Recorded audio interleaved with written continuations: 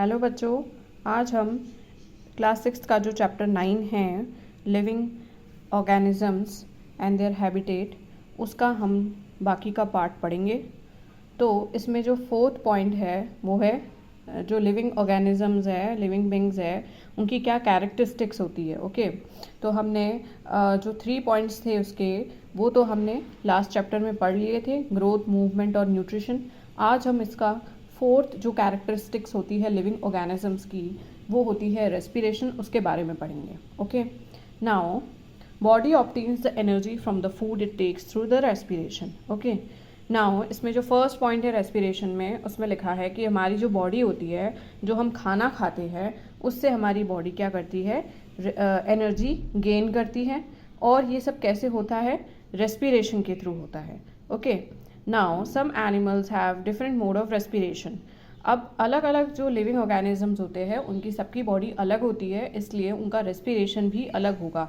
जैसे कि अर्थवॉर्म है, ये अर्थवॉर्म क्या करता है, उसके पास कोई लंग्स नहीं होते हैं रेस्पिरेशन के लिए, वो अपनी स्किन के थ्रू जो है रेस्पिरेशन करता है, ब्रीदिंग करता है। इनहेल एक्सेल ब्रीदिंग, इसको रेस्पिरेशन कहते हैं। ये अपना अर्थवॉर्म जो है वो स्किन के थ्रू ब्रीदिंग करता है। फिश के पास में हमने अभी पढ़ा ही है कि फिश के पास में गिल्स प्रेजेंट होते हैं, और वो गिल्स के थ्रू जो वाटर में डिज़ोल्व्ड ऑक्सीजन होती है उसको उसके थ्रू रिस्पायर करती है फिश। ह्यूमन बीइंग्स क्या करते हैं, ह्यूमन बीइंग्स ऑक्सीजन को इनहेल करते हैं, यानी इनहेल मतलब कि सांस लेना। तो जो सांस लेना होता है वो उसको कहते हैं इनहेल। और ह्यूमन बीइंग्स ऑक्सीजन को इनहेल करेंगे, और जब एक्सेल आउट करेंगे, यानी कि जब सांस को बाहर फेंकेंगे, तो वो जो हवा निकलेगी उसको बोलेंगे कार्बन डाइऑक्साइड। यानी कि जब हम इनहेल करते हैं तो ऑक्सीजन को इनहेल करेंगे, और जो एक्सेल आउट करेंगे उसको कार्बन डाइऑक्साइड बोलते हैं। ओके, अब प्लांट्स में रेस्पिरेशन कैसे होता है, प्लांट्स में भी रेस्पिरेशन होता है। प्लांट्स में जो लीव्स होती है प्लांट्स की, उसमें टाइनी टाइनी स्पोर्स प्रेजेंट होते हैं, उसको बोलते हैं हम स्टोमेटा। और ये स्टोमेटा क्या करता है, प्लांट्स का रेस्पिरेशन करता है। ठीक है, और ये रेस्पिरेशन प्लांट्स में डे और नाइट दोनों में ही चलता रहता है। ओके, प्लांट्स क्या करते हैं, डे टाइम में तो CO2 लेते हैं। फोटोसिंथेसिस की प्रोसेस हमने पहले भी पढ़ रखी है, उसमें क्या होता है, ये प्लांट्स जो है वो कार्बन डाइऑक्साइड लेते हैं और अपना खाना भी बनाते हैं और ऑक्सीजन को रिलीज करते हैं। ओके, फोटोसिंथेसिस में यही होता है, CO2 वो लेते हैं प्लांट्स और ऑक्सीजन को रिलीज करते हैं। और नाइट में क्या करते हैं, प्लांट्स ऑक्सीजन को लेते हैं, और यानी कि जस्ट इसका ऑपोजिट, प्लांट्स नाइट में ऑक्सीजन को लेंगे और रिलीज क्या करेंगे, CO2।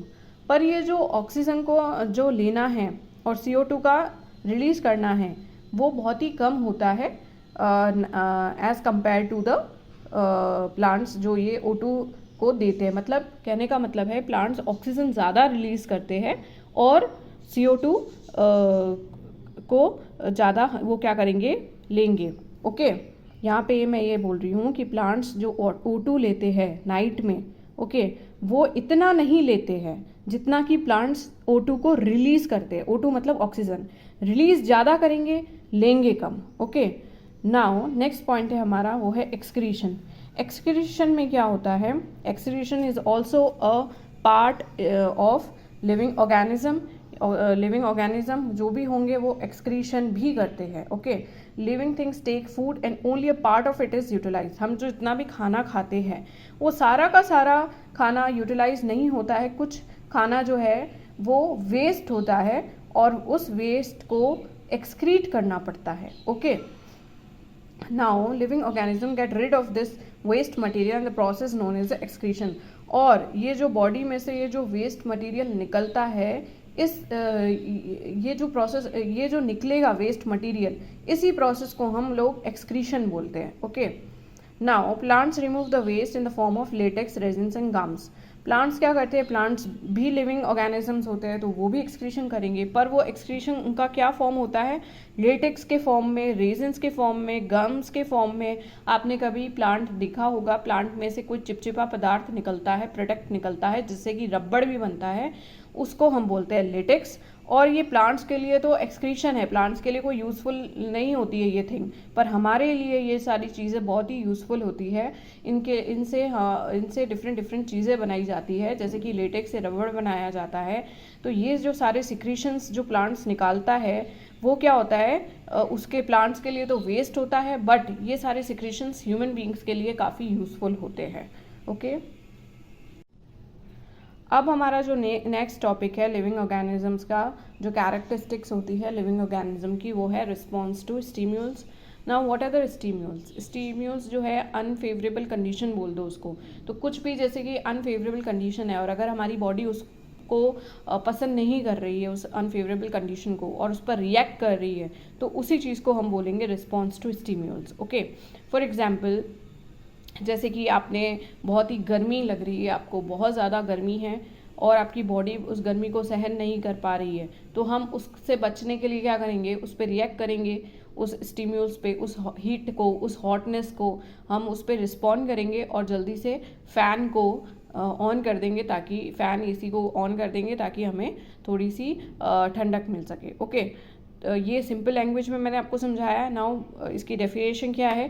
Changes in our surroundings that makes us respond to them are called stimuli. Okay, इसका एक और एग्जांपल है, जैसे कि फॉर एग्जांपल आपने कोई एकदम से गर्म चीज़ को टच कर देते हैं तो हमारी बॉडी अपने आप ही रिस्पॉन्ड करके हमारी फिंगर को वापस से उस गर्म चीज़ से हटा लेती है, तो इसी को हम बोलते हैं response to stimulus. Okay, now food, water, light, touch, gravitational force are the stimuli, ये सारे एग्जाम्पल्स होते हैं स्टिमुलाई के, to which plants and animals, जिसपे कि प्लांट्स और एनिमल रिस्पॉन्ड करते हैं। ओके, नाउ जो हमारा लास्ट टॉपिक है इस चैप्टर का वो है रिप्रोडक्शन। हमें सबको पता है सारे के सारे जितने भी लिविंग ऑर्गेनिजम्स होते हैं वो रिप्रोडक्शन तो करते ही है। रिप्रोडक्शन का मतलब क्या होता है? All the living organism give rise to new organism of their own kind.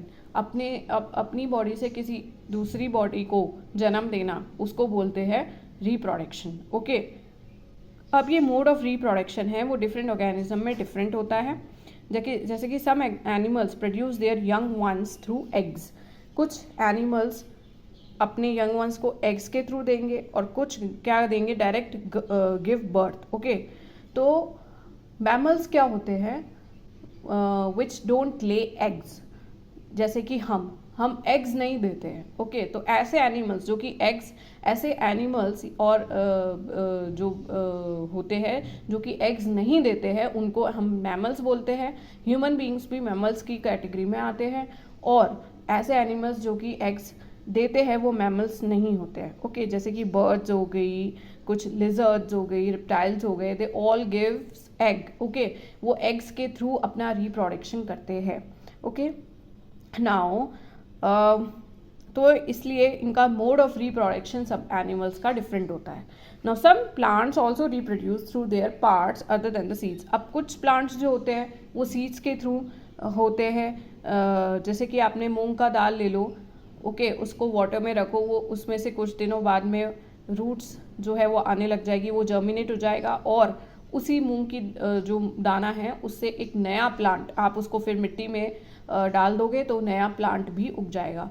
आपने ये सिर्फ मूंग की दाल हो गई, टमाटोज हो गया, लेमन हो गया, मतलब कि ऐसे जो सीड्स होते हैं जिनको हम डालते हैं और उस सीड से जो है वो नया प्लांट बन जाता है। तो एक तो ये प्रोसेस होता है प्लांट का रिप्रोड्यूस होने का। दूसरा प्रोसेस होता है वो अपने खुद के पार्ट से भी डेवलप हो जाते हैं। जैसे कि आप रोज़ की एक डंडी ले लो, रोज़ प्लांट का, ओके, उस को आपने एक ब्रांच को काट दिया और उसको फिर दूसरी सॉइल में डाल दिया, ओके, तो उससे भी एक नया रोज़ प्लांट डेवलप हो जाता है।